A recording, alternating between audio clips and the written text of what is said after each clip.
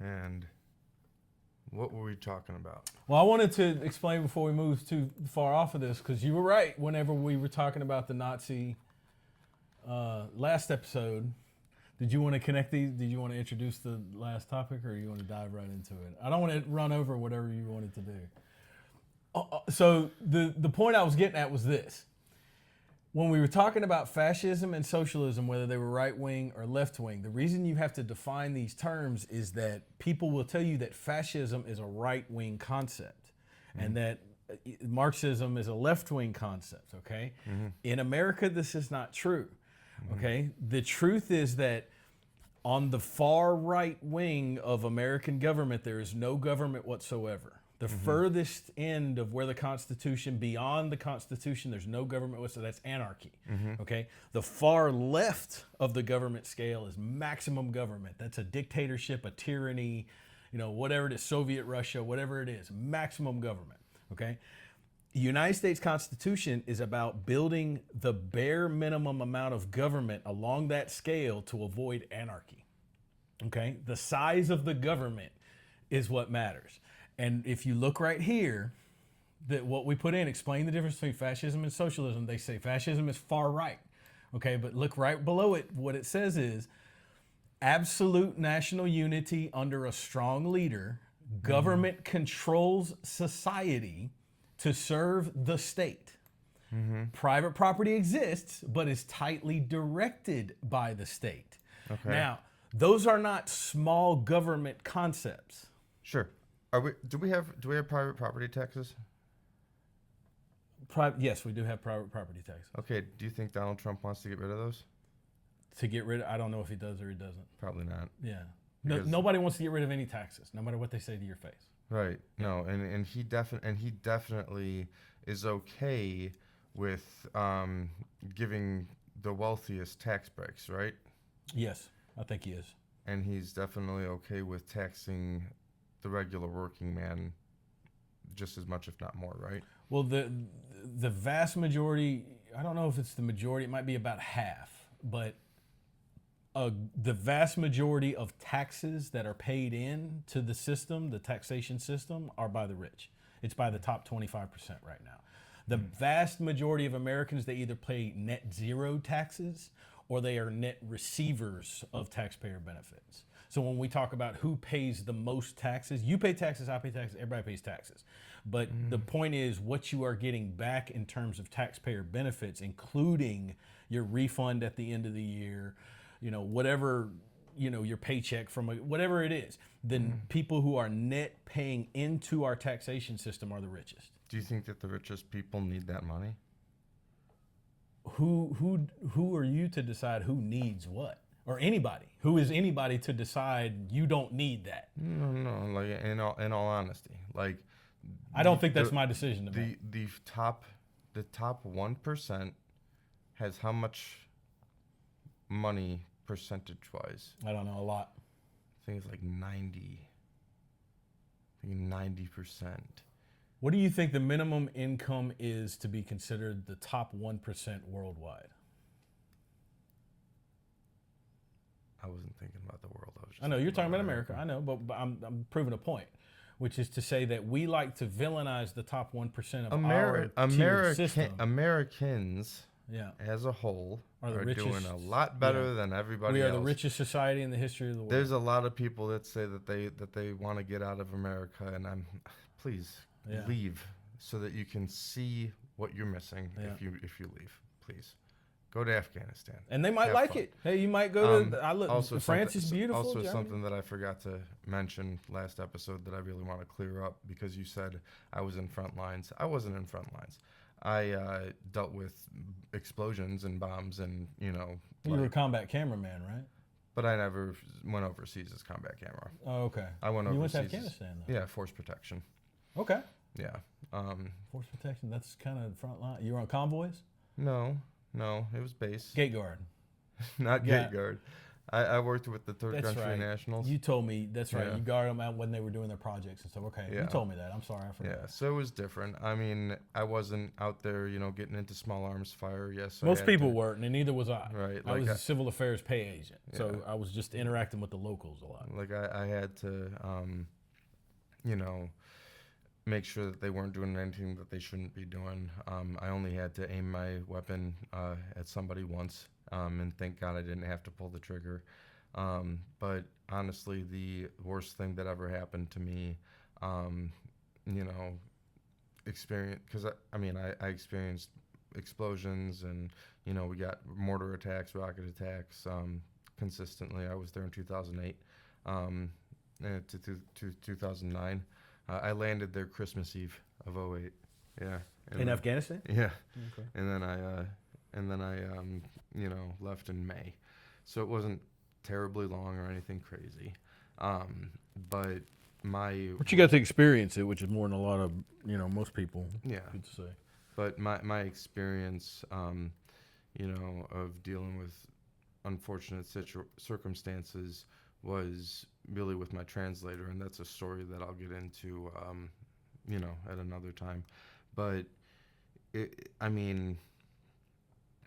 war happens, and we all have our reasons for agreeing or disagreeing on it, based off of our experiences and whatnot. But in regards to what we're dealing with now, we have a lot of people that are going overseas or about to go overseas for, it seems like, no reason.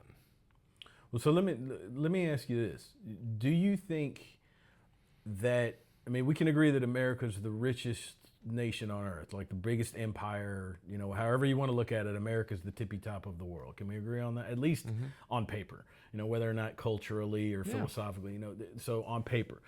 What I think Americans have to ask themselves is, do we want to be that country?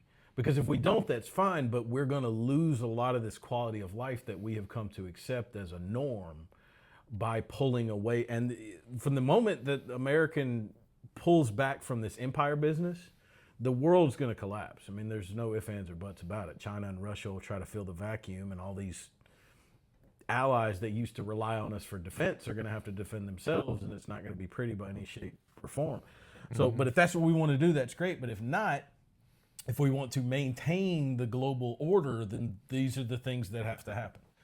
Because what's happening in Iran is larger than Iran. It's about China. It's about Israel. It's about, it's the international chess games that Donald Trump is playing.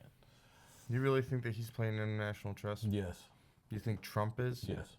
You don't think that people, behind the scenes are? I think they're doing it too. I think Trump's making the decisions. Okay, so the post that he made about the genocide.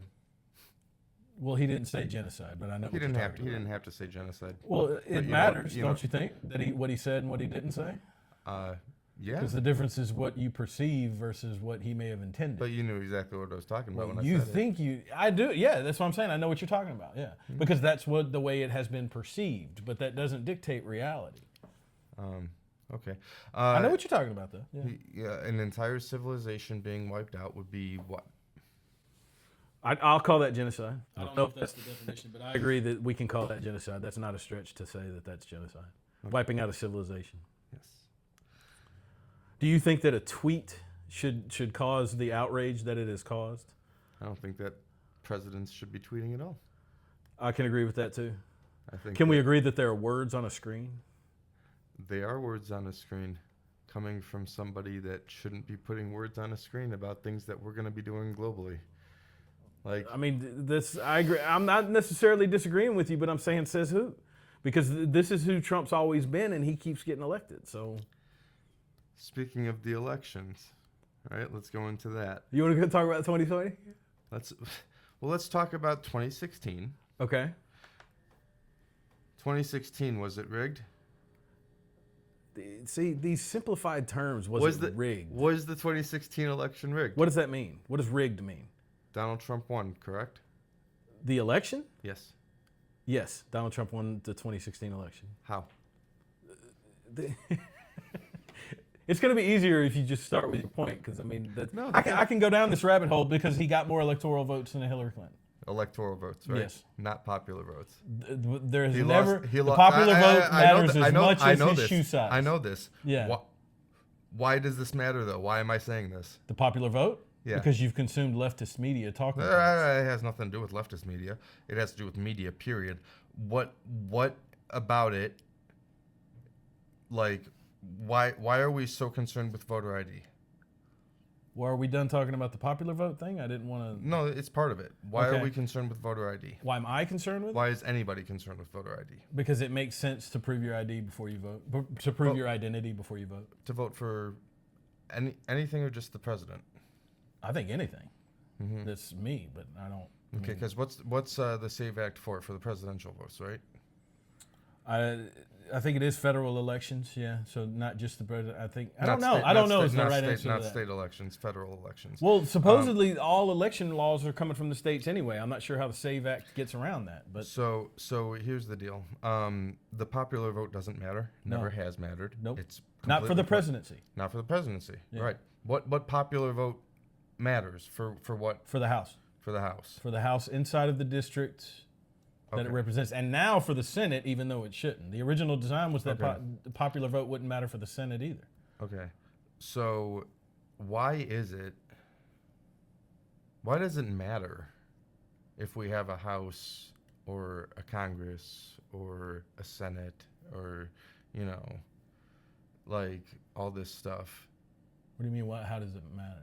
Like why does it matter if we have all these things when the person that's running our country, the most powerful man on earth, doesn't care about anything that they have to say?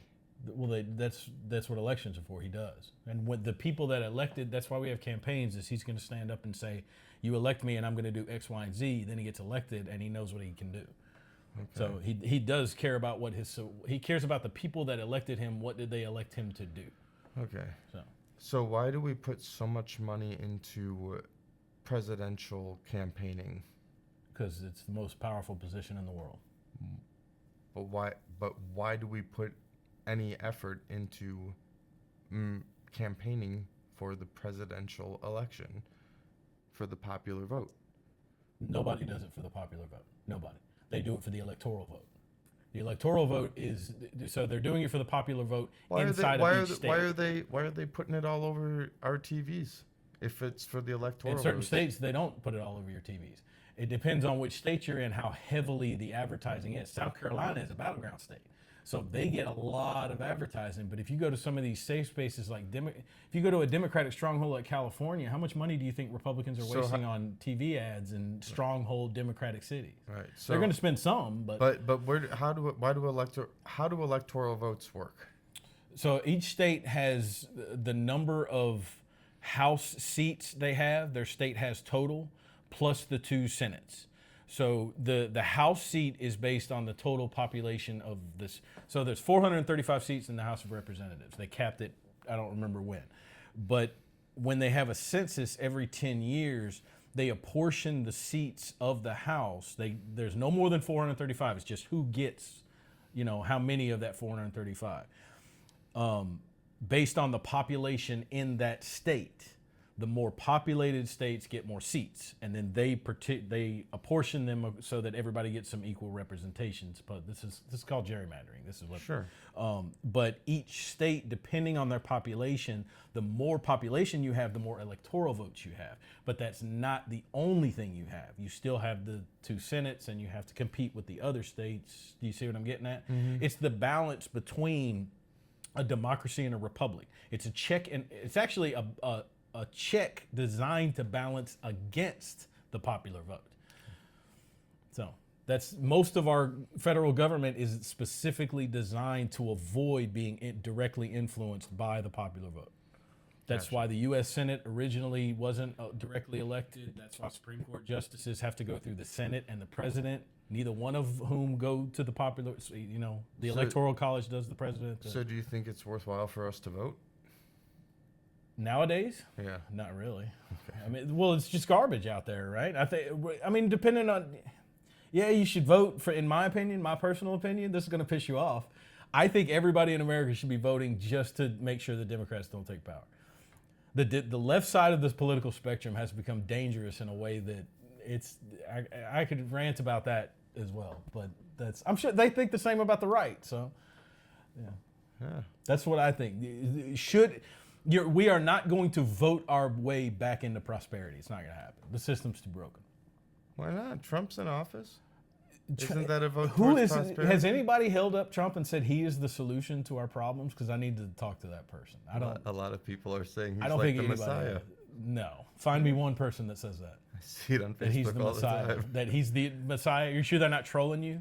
Because there is an element of his support that's like, all hail the God Emperor. And they do it just to piss people off because they know how much Trump hates them. Not trolling me, but it's like...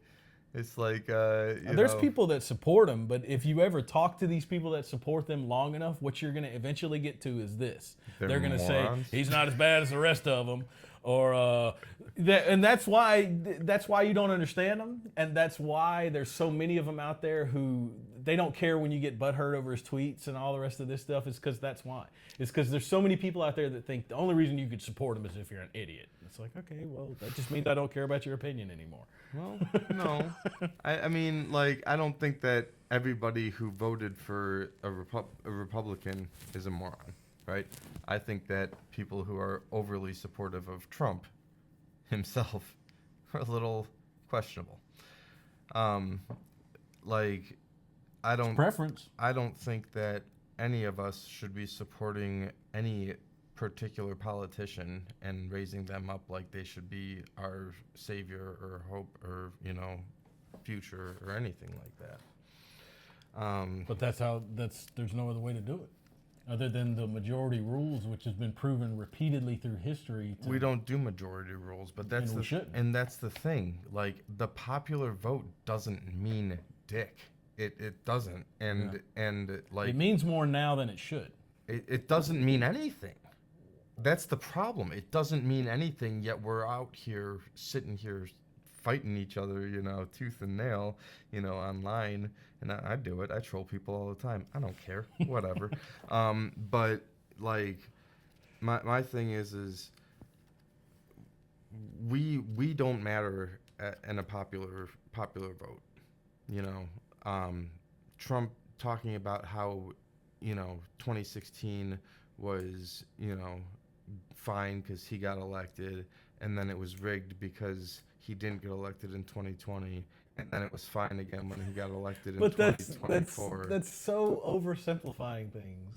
That what you just said. First of all, it's only rigged when he loses. Democrats said that the 2016 election was rigged, not Trump, because he did win. But you're right, 2016. Are you kidding me? We had Russiagate for. There was so much, and then come to find out. What happened with Russia?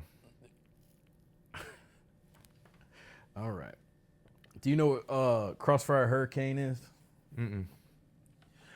All right. So during the campaign, how far back do you want to go? Okay, so during the campaign, there was a political consulting firm that was attached to the Clinton campaign. I don't remember the name.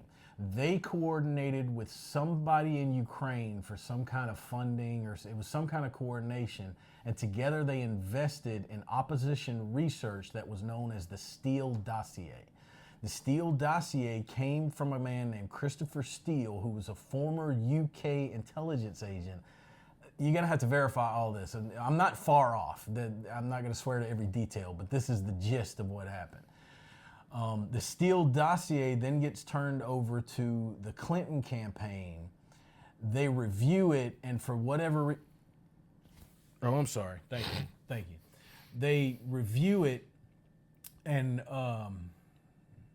it didn't get leaked. I don't remember what the campaign decided to do with it, but somehow the Steele dossier ended up in the intelligence agencies. The national intelligence agencies used it as a justification to investigate the Trump campaign because there was a guy named Carter Page that they actively thought was working with Russia for some reason or another. Here's the part that most people don't know. The FBI, when they decided to investigate Carter Page, found out before they initiated their warrant that Carter Page was working with Russia for the CIA. The CIA told the FBI, we know that he's working with the Russians, he's doing it for us. The FBI didn't care. They combined the Carter Page the suspicions with the Steele dossier, took them to the president, or took them to the FISA court judge, and got a justification for a secret warrant to spy on the Trump campaign. That happened. Okay? Watergate.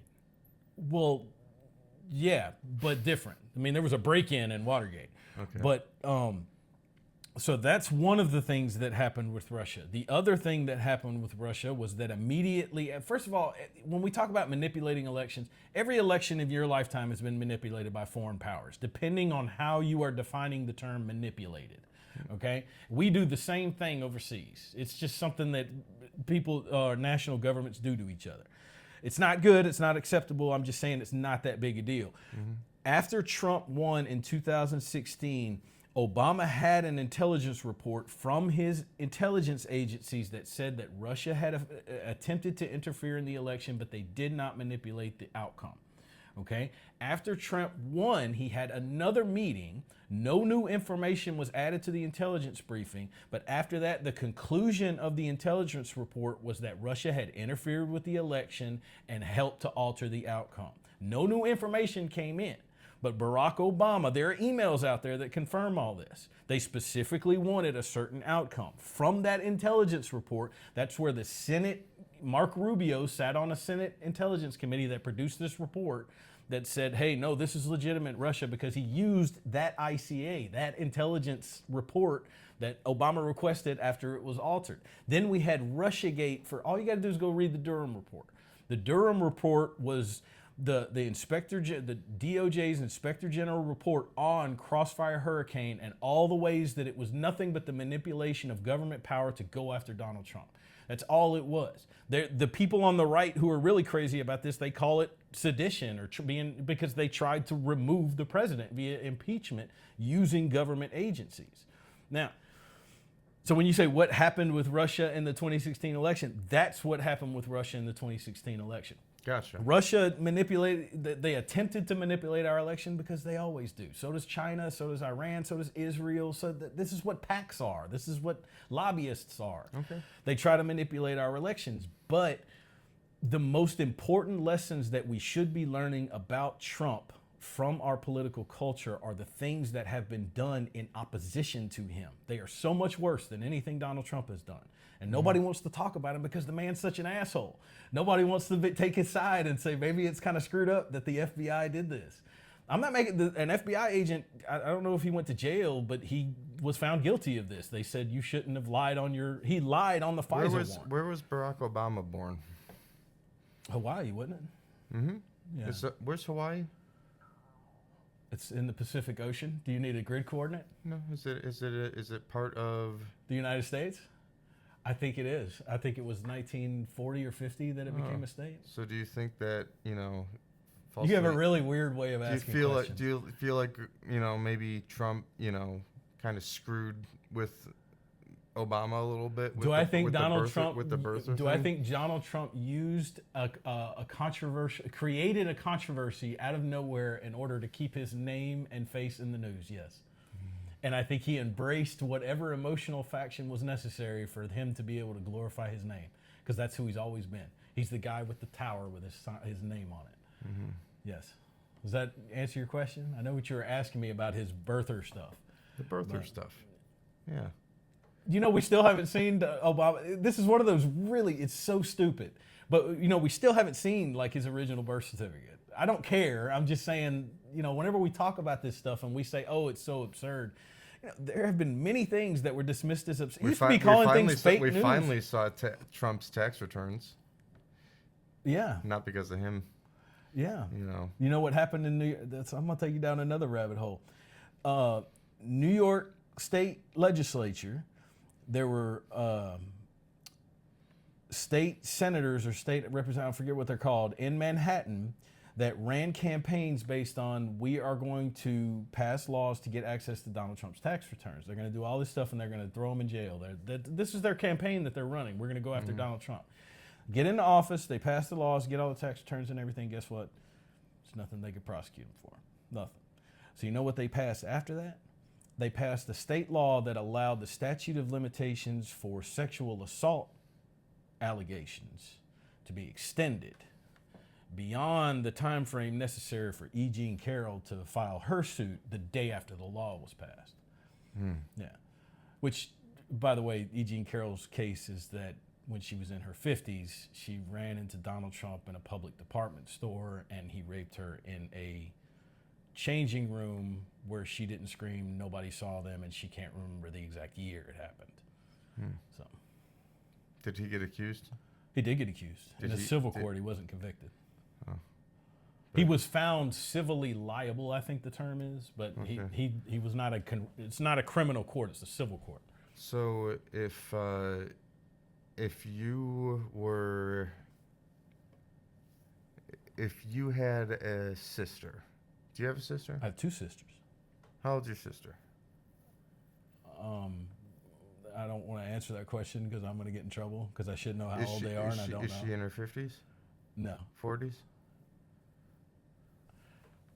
Well, maybe we don't want to make this personal. Can you kind of ask your question? So this is well, let's keep it abstract in terms of a concept that a 50-year-old woman. Well, no, if we're talking about things like if this same thing, if we're talking about things like politics, family, governance, and justice in a shared society, then we need to be able to look at it from the abstract way of any woman. It doesn't need to be your sister or your mother. Any woman. Any woman. And this happens to. Okay. Yeah. Any woman. Yes. Period. Yeah. Any woman who deals with somebody groping them, taking advantage of them, something that Donald Trump, you don't think you wouldn't put it past him? That Donald Trump would rape somebody? That he would put his hands on somebody, take advantage of them, anything like that? I don't know him well, and I don't know is the answer to that question. I don't know him. So, I mean, when you say, would you put it past him for him to like grope a woman? I don't know. That's not something. I mean, he said he would. No, if you want to talk about that, we can talk about that too. But that's a different conversation. You're talking about the Access Hollywood tape, but that's a different. What did he say? He said these women will allow you to walk up to him and grab him by the pussy or something along those lines, which is true. Which is true. Every rich and powerful man in America and everywhere in the world will tell you that there are young women who are out there to party and to be close to successful men that will allow them to do whatever they want. I'm not saying it's right. I'm not saying it's fair. And I'm not saying that men aren't predators or I'm not justifying it in any way. What I'm saying is that if you are a rich and powerful and successful man in America, you are able to surround yourself with women who will let you do anything to them. And that's not a stretch. We all know it's true. We just don't say it out loud because it's a male locker room talk kind of thing. It's what men say when they're alone with other men. I have never said... Steve, don't. I know, look, I'm not trying to break the bro code. I've never said anything like that. Bullshit. You've never talked about women in a disrespectful way when you were around other men. Just men. Honestly, you've never said that woman's got a great ass. Sure. Have you ever said, I'm going to slap her right on the ass? No. Never said, have you ever heard anybody say that? I'm going to run right up behind her and just slap her on the ass. Yeah. And nobody says that? I've heard people say that. How about I'm going to tear that ass up? She coming over here, she going to suck on this and all that. I've never said that. Bullshit. I've never said that. You were in the military. I know. Okay, I never said that. I'm not going to call you a liar. I'm not going to call you a liar. I know plenty of people that do. I'm not going to call you a liar. I know plenty of guys that do. If you it's locker room talk. If you walk into any location that is primarily men, it's locker room talk. Prisons, police forces, military barracks, where any place where the majority of the people or all of the people are men, there is going to be disrespectful talk about women. And hey, guess what? It's the other way around too. If it's nothing but women there, they're going to talk about men in a disrespectful way. It'll just be a different kind of disrespect. But this is what I'm talking about when I say that we have to stop lying to each other about the way things are based on this pseudo moral high ground of, well, how dare he say that women allow them to grab him by the pussy? Like, come on, man. I don't feel like all presidents should be held the same standard. Any president should be held to the same standard as the general population. One. That's one. Two, I don't think that I would ever see Obama saying anything like that. No, he wouldn't. Obama was a professional and charismatic man. Yeah. I don't think that Reagan would say. I don't think he would either. I think maybe Kennedy. I don't even think he would do it. Maybe, maybe in private. You're right. Yeah, in private. In private, right. So, but the thing is you are comparing the Neanderthal. No, I'm not letting you do this. Men. I'm not letting you pretend that it is not the majority of men. It is the majority of men. Vast majority. Vast majority. It's a Neanderthal. It's not a Neanderthal thing.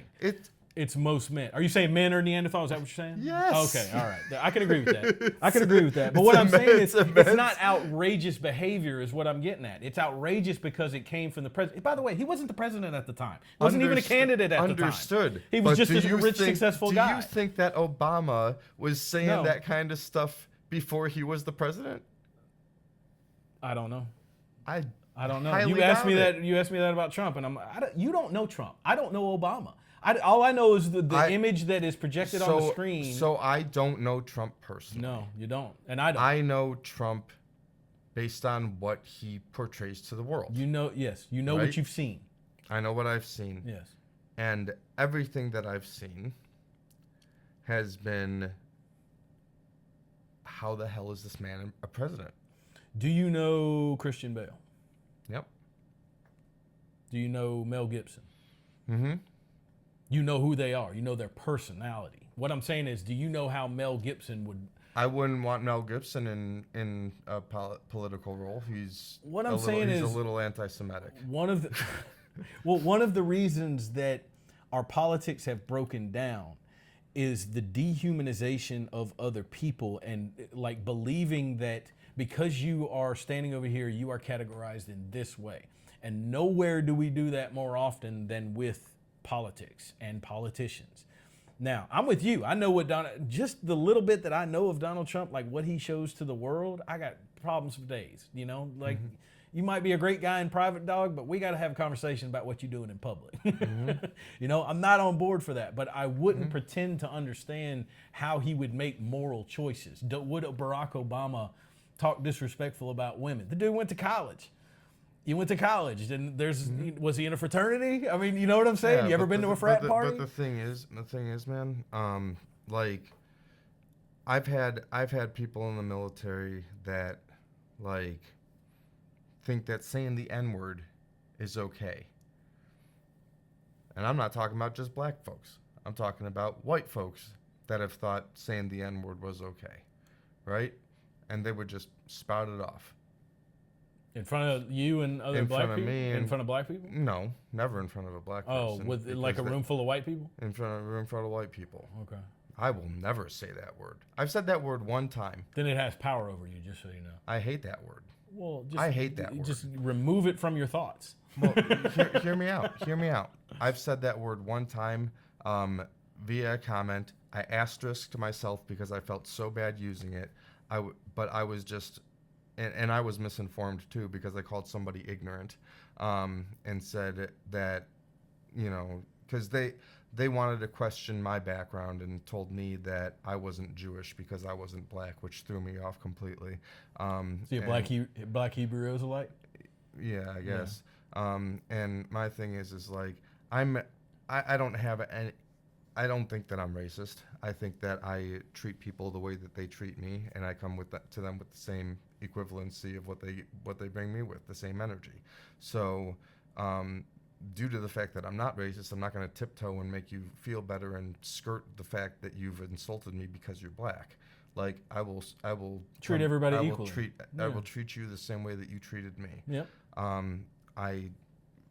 The only reason why I said the N-word at that time was not because I was calling that person the N-word. but saying, you're acting, you know, You still can't say like that. ignorant. Yeah. You know, and the ignorance is, that's why that word was generated. Yeah. Right. And it was wrong of me to say. I regret it to this day. I hate the fact that I said it, but that's the only time I've ever said that word. Yeah.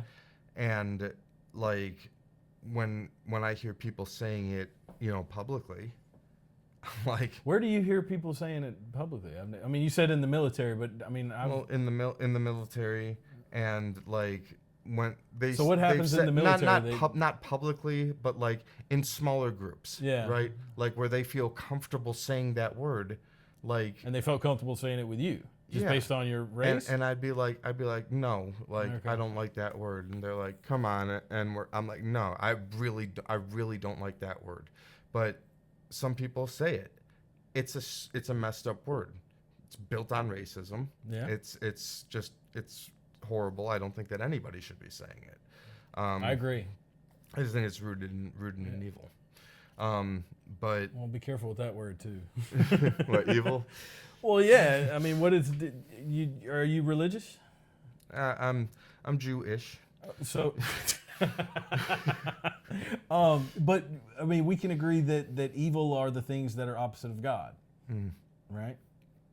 Depending on how we're defining God and opposite. And that's the thing is depiction of God. Like I am a very spiritual person. I'm not a religious person. I hate religion. I think that religion is organized religion. I think is rooted in evil.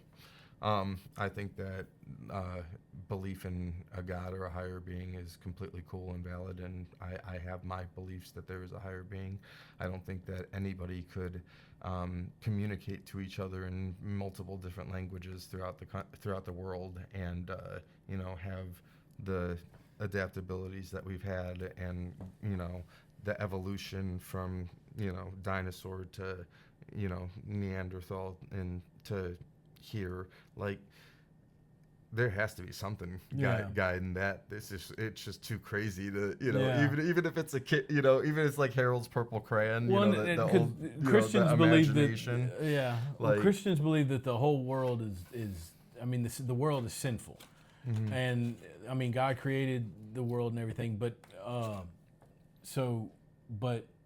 the worldly institutions of the church and of government and all those things are going to be populated by people.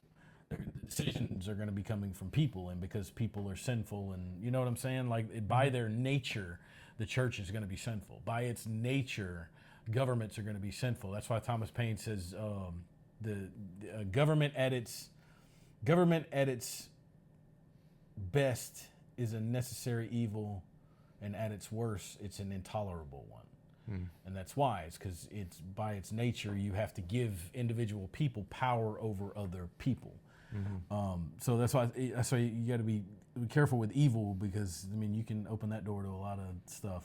Yeah, you can say that. I get that, and there's so many. I agree with you, by the way. I don't drop the M-bombs, and I understand their effect on people. But my point is that a lot of this stuff is like there's so many things that are more important that we need to be, even if we were just talking about racial politics in America, because stuff's like which words we're allowed to say and stuff like that. All those things are just distractions.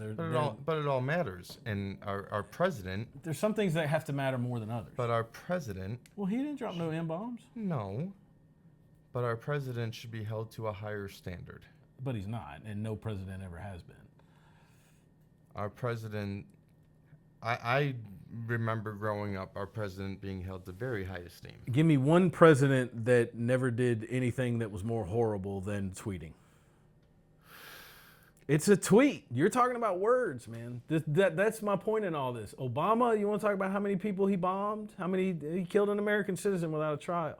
He was Mr. Deporter in Chief, if we want to talk about that. I know he rewrote immigration law without Congress. He passed a private law. He passed a law that mandated all American citizens buy a private corporate product in health insurance or pay a fine. I mean, all these great presidents that we talk about, they've all done horrible things that, depending on how we're defining evil, You know, they're all horrible things. That's why it's hard for me to get upset about something like I'm going to wipe out a civilization. It's like fucking that's who he is. Let him say it. My thing is like that's not a higher standard. What you're talking about is the illusion of normalcy, the illusions of respect and courtesy, and these. You know, Obama pretended not to be the guy that was killing people with drones, and which is, you know. Makes sense? Did I babble? I also don't think that Obama was firing people that could have given him better information. You know, like we bombed that school because we had old intelligence that we didn't have updated, but we also he also like got rid of 16 generals, I think, like in the first day. Obama, just like every other politician, Never kicks out the people who supported the other side. When they get in office, that's one of the reasons that the teams are so big. Is because when he comes in, he wants his people. He wants the people that support his politics, his policies, all that stuff. And that happens with every president. When they come in, that's the transition phase, when all these people come in. Now, you want to say that maybe Trump has messed with the military more than others, I might be able to agree with that, and some of these federal agencies too. But a big part of that is not necessarily bias as it is. He's getting rid of a lot of these positions. He's reduced the size of the federal workforce by a lot, which that's why he got elected. These are the people that sent him into D.C. are sick of the federal government. They're over there on that far side that says, I want the least amount of government possible. It's not fascism, it's the government doesn't have the right to be as powerful as it is. It's part of it. I mean, there's more supporters on that side. So you think Trump wants less power? I don't know. I don't think he does. But what he does with that power matters as much as his desire for it. I don't know is the truth of it. Because what everybody vilifies, I mean, have you heard of Project 2025? This is this thing that's being used to vilify the powerful things that Trump is doing. Well, do you know what the goal of Project 2025 is? What's the goal? To reduce the size of the federal government. To massively reduce the size and scope and role of the federal government, which is a conservative value. That's a right-wing value. Trump said that Project 2025 didn't exist, that he didn't know anything about it. Well, yeah, he did say that. It does exist, though. Oh. Yeah. Well, but it doesn't matter because that's not what he ran on. Well, it's not his policy. Oh, but then why is it being brought up? I brought it up. Why though? Because I'm trying to help you out understanding about the scale and scope of government and why things like Project 2025, they seem like they're, oh my God, it's massive wielding of government power. There's a lot of problems with Project 2025. There is, which is why it's not official government policy. But, you know, it's been following a lot. But the point I'm getting at is this. The goal of Project 2025 is not to obtain more federal power. It is to reduce the size of the federal government. So in order to do that, the executive has to have control over the executive branch, which is how things are supposed to work anyway. That's why when you said he's so powerful or the most powerful person in the government, I forget how you said it, but Donald Trump, he doesn't even have control over the executive branch. Then why is he the most powerful person in the world? Because he's the single most important decision maker, but that qualifier matters. The single most important decision maker. He can decide things like maybe tariffs, but the commander-in-chief of the military, he's got a bully pulpit. I mean, he's a powerful man, but he can't just reduce the size of the federal government. He can't. If Congress has passed a law that allocates funds for this specific purpose, he's not. Once it's signed into law, he can't undo the laws. You need a new law to do that. So he's not the most powerful. You see what I'm saying? He can't just do whatever he wants. But when laws are made that don't benefit him, but when laws come through that are made against him, it's a problem, right? Well, yeah, like they are with all politics. But they're laws. What are you? Give me a specific. What are you talking about? I'm just saying, like, there's times where you would mention something about a law being changed for, I don't remember what it was. Well, you can't.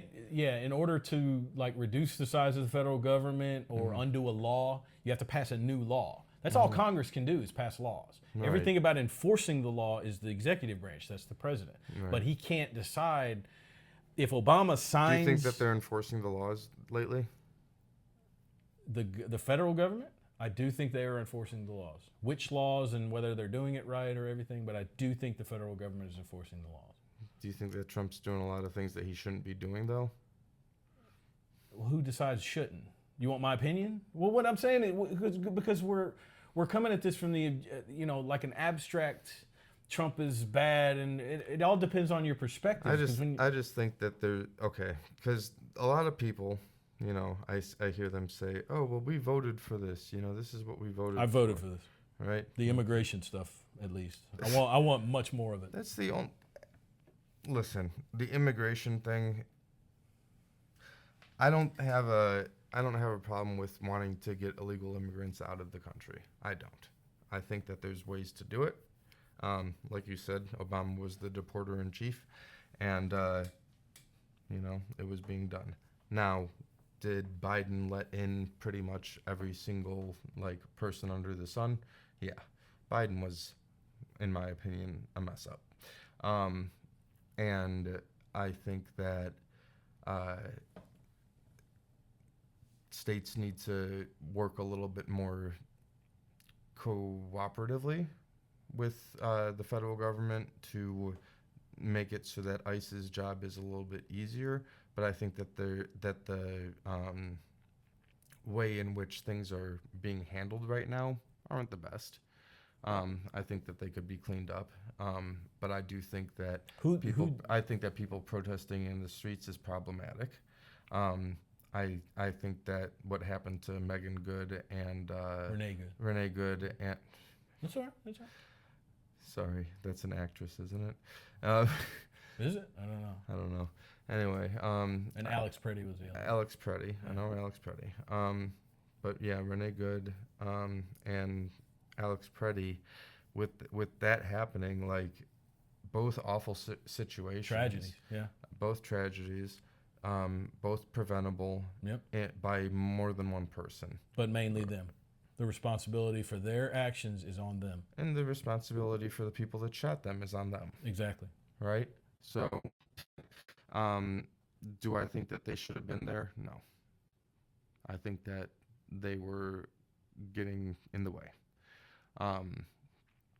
Do I think that getting in the way deserves being killed? No. Me neither. Do I think that the people that were going crazy about Preddy having a, concealed carry on him, should he have gotten involved while he was concealed carrying? No. Because when you have a concealed carry, one of the first things that they teach you is to not get involved with law enforcement. Well, it's for everyone's safety. It's for everyone's, and every responsible concealed carry owner knows that. Alex Preddy's problem was he left his home and knew that his intention was to impede and confront law enforcement. That's what his intention was. That's why he went to do it. And he took a gun to go do that. Like I said, I'm not over here saying that it was okay. Yeah. I'm not saying that he should not be dead. He shouldn't be dead. That's my point.